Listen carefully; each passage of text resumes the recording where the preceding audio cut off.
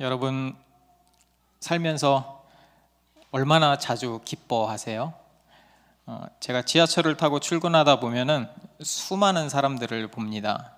하지만 그 중에서 웃고 있는 사람을 찾기는 쉽지 않은 것 같아요. 대부분 무표정하게 스마트폰을 보고 있습니다. 회사에 가서도 활짝 웃고 있는 사람을 찾기는 쉽지 않습니다. 왜 그럴까? 회사라는 곳이 그런 곳이잖아요. 자신의 재능을 활짝 뽐낼 수 있는 그런 곳, 오랫동안 공부하고 노력한 결과물을 드러내는 곳, 그곳이 회사 아닌가요? 그런데 사람들은 꼭 그렇게 생각하는 것 같진 않아요. 그들과 이야기를 해보면 자신의 적성에 꼭 맞는다라고 하는 사람들은 거의 만나보지 못했습니다. 그럼에도 그들은 다시 자기 자리로 돌아가서 수없이 쌓여있는 업무를 하나씩 처리하기 시작하죠. 그러면 이런 질문을 당연히 할 수 있죠. 그럼 왜 그만두지 않지? 왜 적성에 그렇게 맞지 않는다고 하면서 그 다른 일을 찾지는 않은 걸까? 물론 사람마다 상황은 다르겠죠. 하지만 가정이 있고 나이가 중년을 넘어가는 사람들이 왜 그러는지는 알 것 같아요. 저도 중년을 향해서 쭉 가고 있잖아요. 그리고 세 자녀의 가장이고요. 그 이유는 지금까지 5년, 10년 동안 해왔던 그 일을 그나마 내가 가장 잘할 수 있는 일이고요. 그렇기 때문에 내가 가장 대우받을 수 있는 일이 그 일이기 때문이죠. 기업은 여러분이 아는 것처럼 냉정하죠. 기업에 딱 필요한 사람, 인재라고 하죠. 필요한 사람만 뽑습니다. 꿈을 찾아왔다고 경력이 없는 중년이나 노인을 쓸 기업은 어디에도 없습니다. 왜냐하면 기업은 돈을 버는 조직이기 때문이죠. 사람의 가치를 기업은 돈으로 평가합니다. 그래서 그 사람이 우리 회사에 돈을 벌어줄 수 있는지 없는지 여부가, 얼마를 벌어줄 수 있는지 여부가 평가의 기준이 되죠. 회사원들을 보다가 개인 사업을 하거나 자영업을 하는 사람들을 보면 이거는 더 힘들다, 정말 전쟁터 같다라는 생각을 합니다. 그들은 진짜 야생이죠. 초원에서 사는 가젤처럼 항상 신경을 고추 세우고 주변을 살펴야 합니다. 왜냐하면 단 한 번의 부주의, 단 한 번의 실수로 목숨을 잃을 수 있기 때문이죠. 제가 다니는 회사에서 회사 건물에 그 음식점이 별로 없거든요. 그 근처에. 몇 달 전에 작은 음식점이 하나 생겼습니다. 점심시간에 사람들이 엄청 붐볐어요. 줄을 서서 먹는 거예요. 거기에 성실해 보이는 사장님이 계셨어요. 이리저리 바쁘게 움직이면서 손님을 받았죠. 땀을 뻘뻘 흘리면서. 그래서 제가 그 모습을 보면서 야, 돈 많이 벌겠다. 이 땀의 값어치를 하는구나. 그런데 얼마 지나지 않아서 바로 옆에 음식점이 들어왔습니다. 그곳은 200여석 규모의 대형 프랜차이즈 한식 뷔페였어요. 바로 옆에 공실이었거든요. 가격도 싸요. 맛도 있어요. 사람들이 그곳으로 몰리기 시작하더라고요. 딱 그 순간에 작은 음식점에서는 손님이 끊겼습니다. 정말 암울한 상황이죠. 그 사장님을 보면 제가 되게 불쌍하다, 야, 어떻게 살지? 이런 생각이 들더라고요. 근데 정말 사람들의 평가는 냉정했고 그 가치에 대한 평가는 극명하게, 그 프랜차이즈 업체가 생기면서 극명하게 나뉘었습니다. 저는 종종 그런 생각을 해요. 사람의 가치는 어느 정도일까? 이런 생각 말이죠. 우리는 어릴 때부터 배웠죠. 세상에서 인간이 세상의 그 무엇보다 중요하고 소중한 존재라고 말이죠. 하지만 현실은 그런 것 같지 않아요? 사람은 사람만 있을 뿐 예리한 칼날로 분해되어서 평가당하는 물건 같아요. 살아있는 물건 말이죠. 그렇게 능력 있는 사람에게는 많은 가치를 부여하고 능력 없는 사람에게는 낮은 가치를 부여하죠. 그게 월급 또는 한 달의 수익금으로 적나라하게 찍힙니다. 아주 현실적으로 찍히죠. 현대사회만 그런가요? 에베소 당시의 로마 사회도 마찬가지였어요. 그걸 가장 잘 보여주는 사례가 바로 노예제도입니다. 여러분은 노예를 어떻게 생각하세요? TV나 책이나 이런 걸 통해서 많이 접해 보셨죠. 노예의 역사는 로마 제국의 역사라고 해도 과언이 아닙니다. 노예 제도는 로마 제국의 확장과 함께 계속 성장했죠. 고대 사회에서는 전쟁에서의 승자가 패배한 그 민족을 노예로 삼을 권리가 있었어요. 또는 가난한 사람들이 많았잖아요. 그러면 자기 자녀를 또는 본인을 노예로 팔아서 본인이 노예가 되기도 했습니다. 로마에서 노예는 법적인 지위를 받지 못했습니다. 그때 사회는 인간하고 사람을 구분했다고 해요. 지금은 똑같은 개념으로 쓰지만 노예는 인간이었지만 사람은 아니었어요. 그러니까 사람으로서, 우리가 말하는 지금의 사람으로서 대우받지 못했어요. 그래서 노예는 가축과 다름없는 상품으로 간주해서요, 사고 파는 행위가 일반적으로 이루어졌습니다. 물건으로 취급했기 때문에 주인이 노예를 학대하거나 죽일 수도 있었죠. 그래서 노예는 공개 경매나 상점이나 또 더 가치 있는 경우에는 개인 간의 거래로 판매되었다고 해요. 그 판매용 노예 주위에는 저 사진 보면 이거 명패 걸려 있죠. 명패가 걸려 있었어요. 그 명패에는 그들의 출신, 건강, 성격, 지능, 교육, 그러니까 구매자가 사야 되잖아요. 그러니까 제품 설명서 같이 명패가 붙어 있었다고 합니다. 구매자들은 어떤 노예를 사고 있는지를 정확하게 그 스펙을 알고 싶었기 때문에 노예들은 남자나 여자나 알몸으로 판매되었다고 합니다. 노예들에게 있어서 노예라면 고민을 하거나 꿈을 갖는 것은 사실 사치일 거예요. 분명히 내가 나를 보고 옆에 이 사람들을 보면 똑같이 심장이 뛰고 두 발로 걷고 똑같이 생각을 하고 분명 똑같은 사람인데 나는 사람이 아니란 말이죠. 물건이란 말이죠. 언제든지 필요 없어지면 버려지는 그런 물건 말이죠. 그렇기 때문에 그들의 바램은 그 조그마한 창살 같은 데서 한꺼번에 모여 있었거든요. 거기서 대소변 제대로 보겠어요? 그들의 바램은 하루빨리 이 좁고 구역질 나는 그 감옥 같은 곳을 탈출하는 거예요. 누군가 나를 사주기를 기다리는 거죠. 스스로의 힘으로는 그곳을 나갈 수가 없습니다. 누군가가 자신의 가치를 알아주고 선택해줘야죠. 왜냐하면 여기서 나가야 그나마 조금 더 나은 삶을 기대할 수 있기 때문이죠. 저는 이 성경 본문을 보면서 이 모습이 어쩜 그렇게도 지금 현대를 살아가고 있는 우리의 모습과 닮아 있는지 보면서 깜짝 놀랐습니다. 형태만 조금 바뀌었을 뿐 우리 대부분이 노예 같은 삶을 살아가고 있지는 않나요?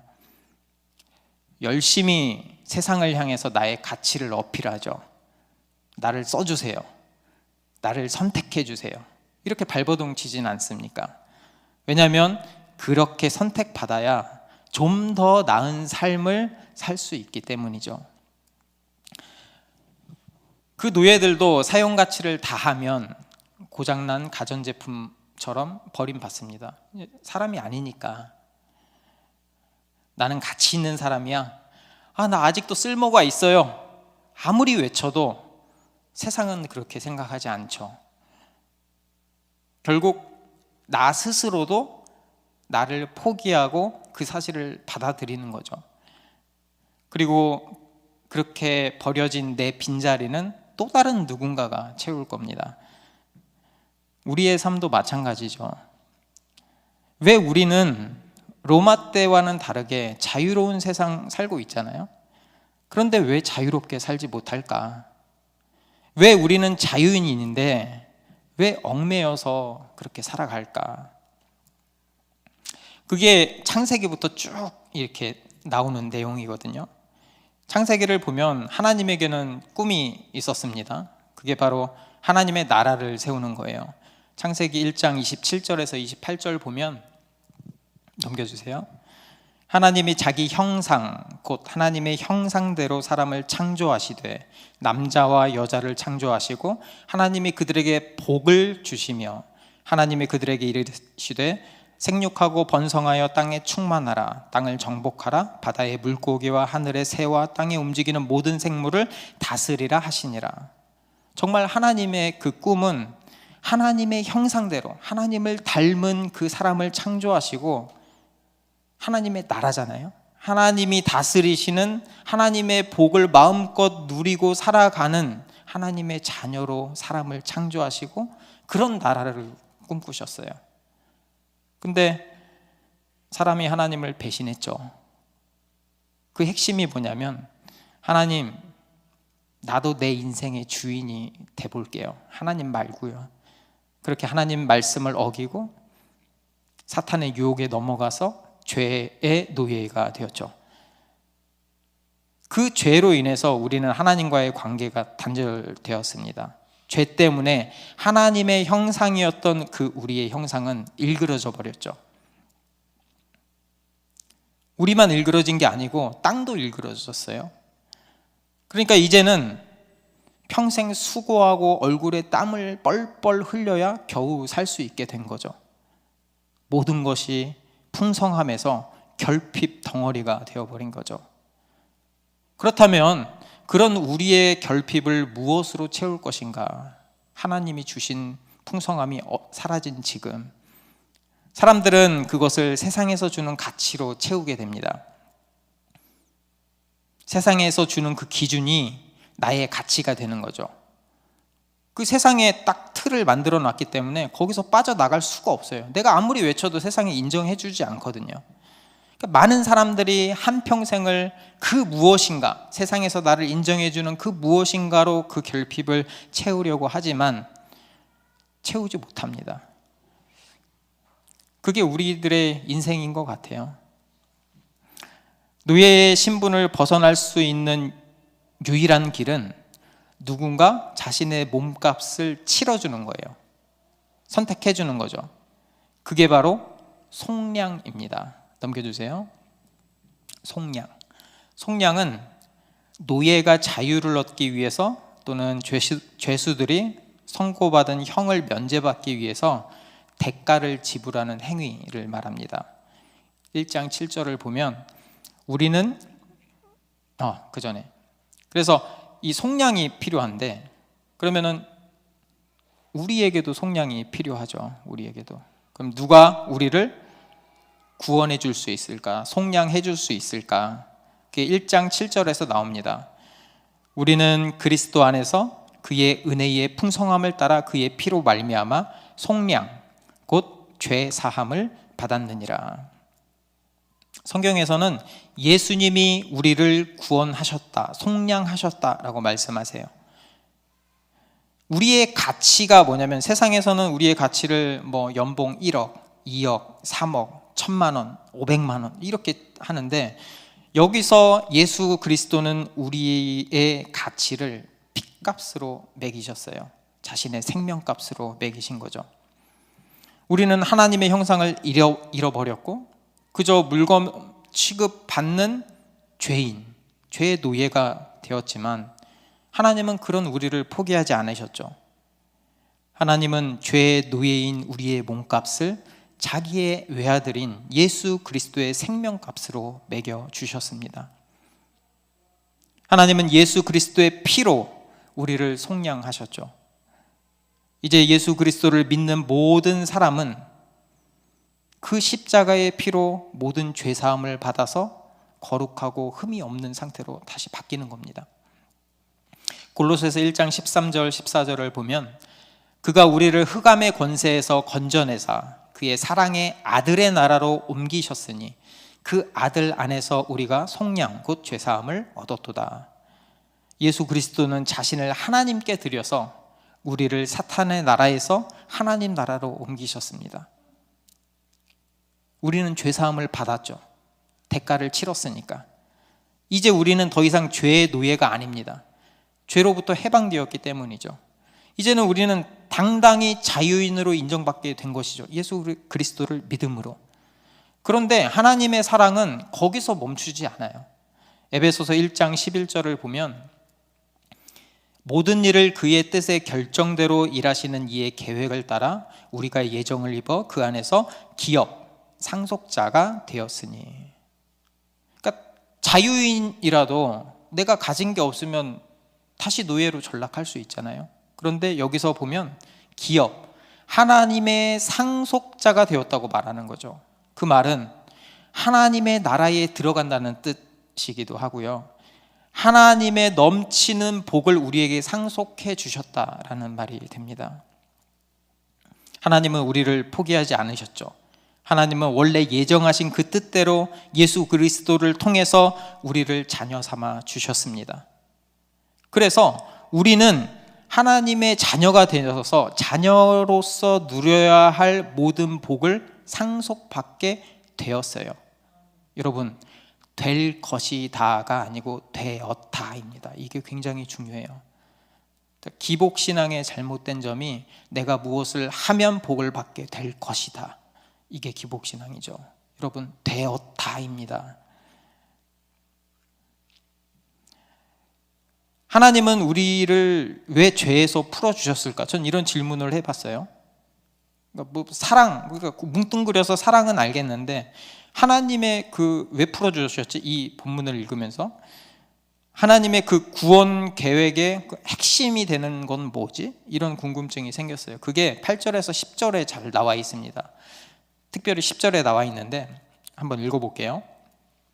이는 그가 모든 지혜와 총명을 우리에게 넘치게 하사 그 뜻의 비밀을 우리에게 알리신 것이요 그의 기뻐하심을 따라 그리스도 안에서 때가 찬 경륜 계획을 위하여 예정하신 것이니 하늘에 있는 것이나 땅에 있는 것이 다 그리스도 안에서 통일되게 하려 하심이라. 핵심이 바로 통일입니다.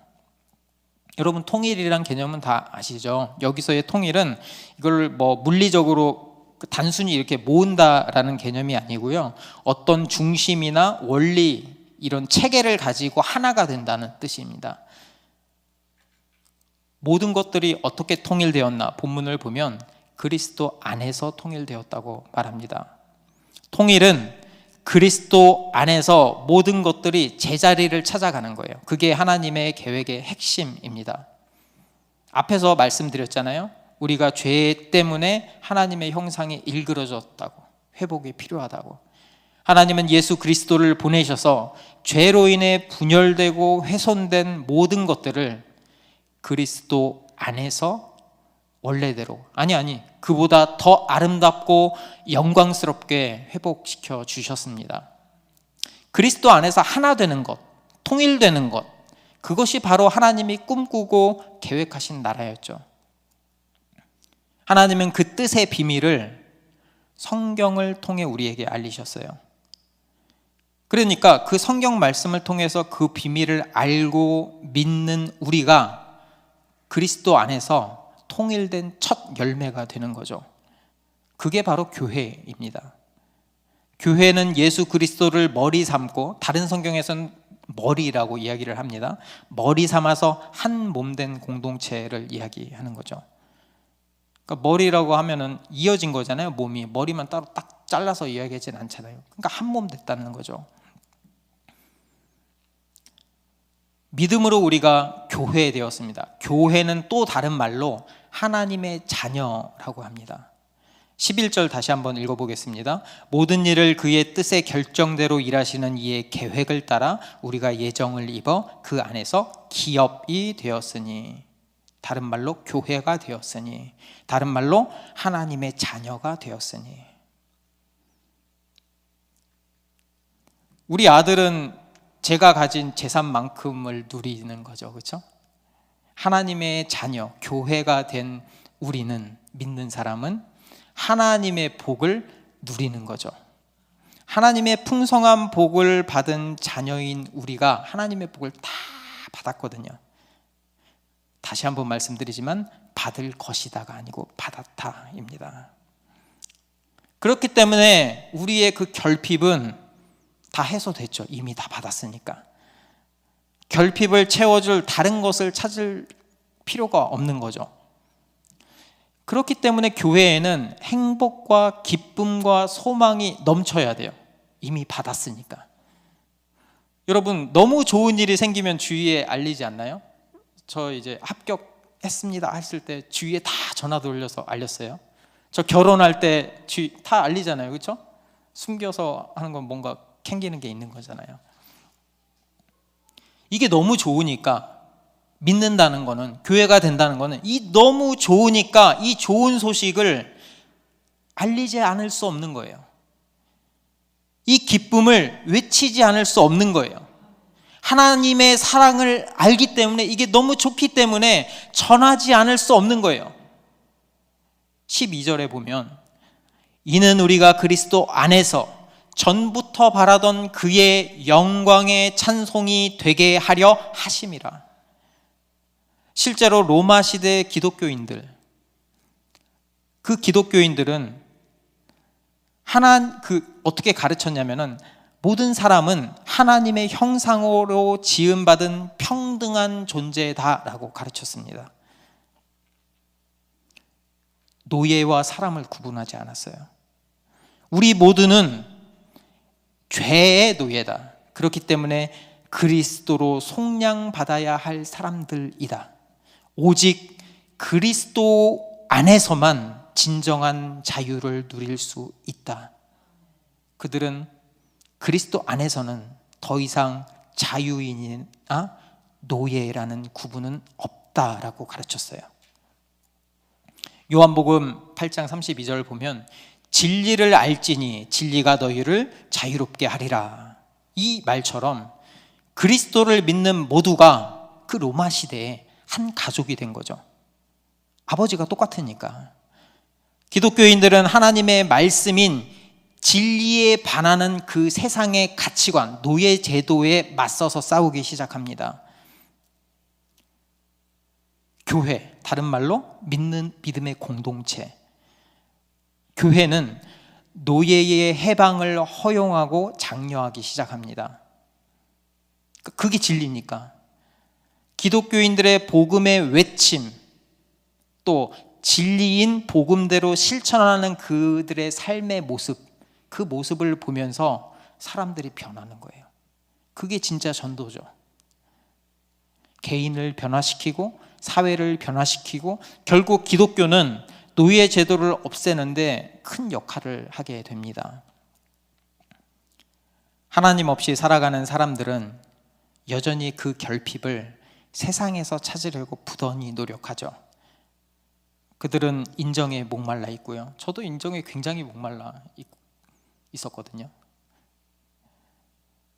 이 가시덤불 같은 땅에서 만족을 채우려고 하죠. 근데 하나님의 만물이 다 훼손돼 버렸는데 내가 웬만큼 노력하지 않으면 이걸 얻을 수가 없단 말이죠. 그러니까 거기서 얻는 보잘것없는 열매로는 우리의 결핍을 채워줄 수가 없는 거예요. 하지만 교회는 달랐습니다.